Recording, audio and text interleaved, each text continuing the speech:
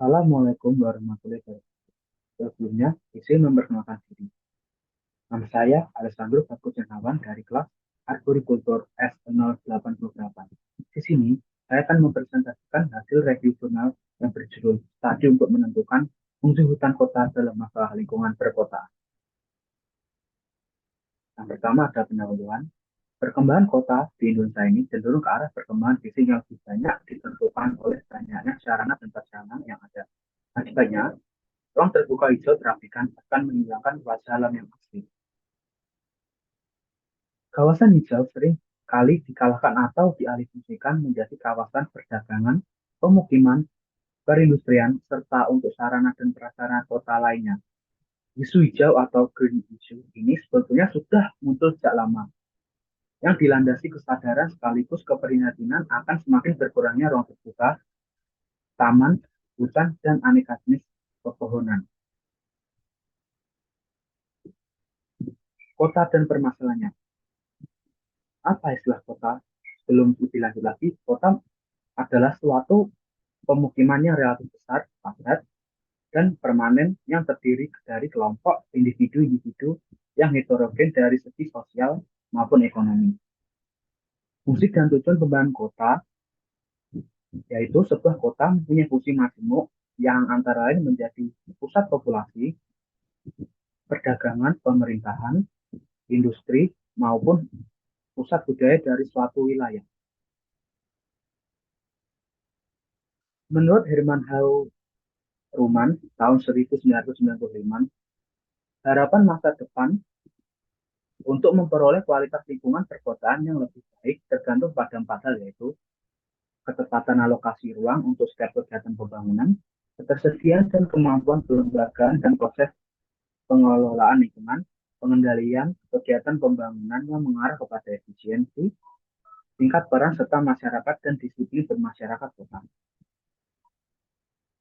Hutan kota. Hutan kota merupakan komunitas vegetasi berupa pohon dan asosiasinya yang tumbuh di lahan kota atau sekitarnya. Nah, manfaat dari adanya kawasan hijau ini adalah untuk mengurangi degradasi lingkungan kota serta berfungsi memperbaiki lingkungan hidup dan tentunya estetika. Hutan kota sering berada di luar batas kota, jalur hijau, hutan kota, hutan lindung, dan tanaman urugan dapat, dapat dikatakan bagian dari hutan kota. Selanjutnya ada peranan bentuk dan struktur hutan kota. Peranan hutan kota berdasarkan lokasi peruntukan aktivitas kota dapat dibagi menjadi lima, yaitu yang pertama hutan kota konservasi, yang kedua hutan kota industri, yang ketiga hutan kota wilayah pemukiman, yang keempat hutan kota wisata, dan yang kelima hutan kota tangkar satwa. Bentuk hutan kota dapat dikelompokkan menjadi tiga bentuk, yaitu bergerombol, bergerombol atau menumpuk, yaitu hutan kota dengan komunitas vegetasinya terkonsentrasi pada suatu areal dengan jumlah vegetasinya minimal 100 pohon dengan jarak tanam rapat yang tidak beraturan.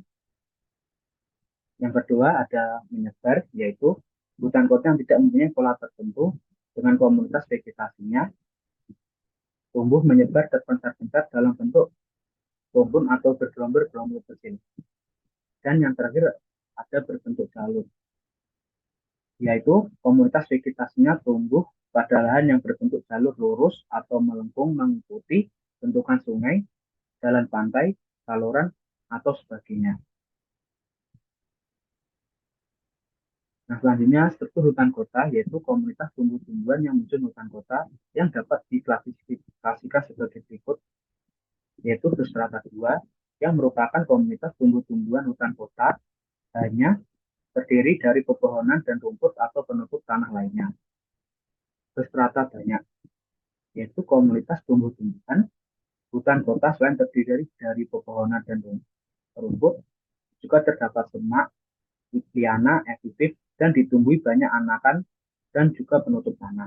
Dengan jarak tanam rapat tidak beraturan dengan serata serta komposisi mengarah meniru komunitas tumbuh-tumbuhan hutan alam.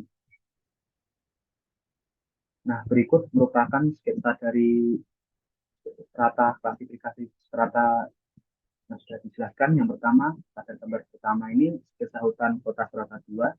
Nah, selanjutnya ada sketsa hutan kota berbentuk bergelombang strata 2. Dan yang ketiga, sketsa hutan kota berbentuk menyebar strata 2.